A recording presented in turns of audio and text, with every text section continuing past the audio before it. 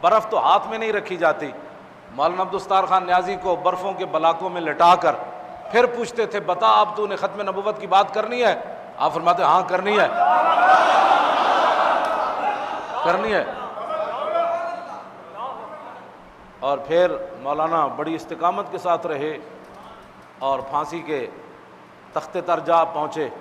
اور پھر خود فرماتے تھے کہ جب میں جیل کے اندر پہنچا کال کوٹھڑی میں تو میرے دل میں خیال آیا کہ یہ تو مجھے لٹکا دیں گے، تو پھر فوراً ہی اللہ اور رسول کی مدد میرے شامل حال ہوئی اور بغیر سوچے سمجھے میری زبان پر یہ شعر جاری ہو گیا کہ کشتگان خنجر تسلیم را ہر زمان از غیب جانے دیگر است. فرمایا نیازی کیوں پریشان ہوتا ہے؟ جو رسول اللہ کی عزت پر پہرا دیتے ہوئے شہید ہوتے ہیں وہ مرتے نہیں ہیں، ہر زمانے انہیں نئی زندگی عطا ہوتی. تو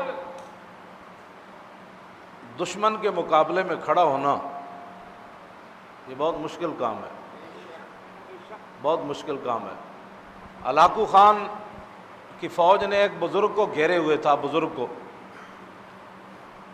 تو ہلاکو خان کی بیٹی جو ہے نا وہ دیکھ رہی تھی. اس نے کہا کہ اس بوڑھے آدمی کو ہماری فوج نے کیوں گھیرا ہوا ہے، یہ کون ہے؟ انہوں نے کہا یہ مسلمانوں کا بزرگ ہے. اس نے کہا اس کو میرے پاس لاؤ. ہلاکو خان کی بیٹی کے سامنے جب اس بزرگ کو لایا گیا تو ہلاکو خان کو بیٹی کہنے لگی کہ خود ہی تمہارا اسلام کہتا ہے کہ اللہ تعالیٰ جس کو چاہتا ہے سلطنت عطا کرتا، قل اللہم مالک الملک تؤتی الملک من تشاء وتذل من تشاء بیدک الخیر انک علی. اس نے کہا تمہارا خود اسلام یہ کہتا ہے تو کیوں پریشان ہو، کیوں پریشان ہو؟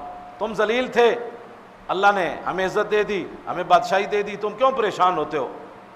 وہ بزرگ کہنے لگے کہ تو نے سوال بہت بڑا کیا، میرا جواب بھی سن. اس نے کہا کہ مالک نے بکریاں بھی رکھی ہوتی ہیں اور کتا بھی رکھا ہوتا ہے، تو یہ بتا کہ بکریوں کی قیمت زیادہ ہوتی ہے یا کتے کی؟ اس نے کہا کہ نہیں، بکریوں کی قیمت زیادہ ہوتی ہے. اس نے کہا اچھا بکری اگر ریوڑ سے علیحدہ ہو جائے تو پھر کیا ہوتا ہے؟ کہتا ہے پھر کتا اس کا تعاقب کرتا ہے اور اس کو گھیرتا ہے. اس نے کہا وہ کتا کب تک بکری سے لڑتا رہتا ہے؟ اس نے کہا جب تک وہ بکری گھیر گھار کے دوبارہ اپنے ریوڑ میں واپس نہ لائے. اس نے کہا کہ یہ حضور کی امت جنہوں نے کلمہ پڑھا ہے یہ ہیں حضور کی امت کے ریوڑ، بکریاں ہیں اور تم ہو کتے. اور یہ بکریاں اپنے دین سے نکل گئیں. ہاں یہ بکریاں اپنے دین سے نکل گئیں. جس طرح بکری ریوڑ سے نکل جائے تو کتا اس کا تعاقب کرتا ہے کہ واپس آئے. یہ حضور کی امت دین کو چھوڑ کر نکلی، تم کتے بن کر ان کا تعاقب کر رہے ہو. ان کی سختیاں اس وقت ختم ہوں گی جب یہ دین کی طرف واپس آئیں گے.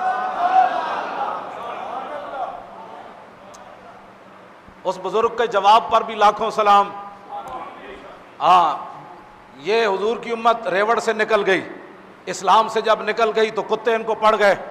کوئی چیچنیا میں پڑ گیا، کوئی بوسنیا میں پڑ گیا، کوئی عراق میں پڑ گیا، کوئی شام میں پڑ گیا، کوئی کشمیر میں پڑ گیا. ہاں جی یہ کتے پڑ گئے سارے. تو یہ بکریوں کی جان کب چھوٹے گی؟ جب یہ اپنے ریوڑ کی طرف، اسلام کی طرف واپس آئیں گے اور رسول اللہ کے دین کو سینے سے لگائیں گے.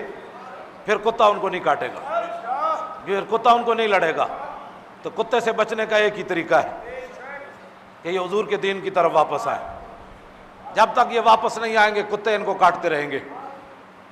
واپس آنے کا ایک ہی طریقہ ہے، انہیں جانا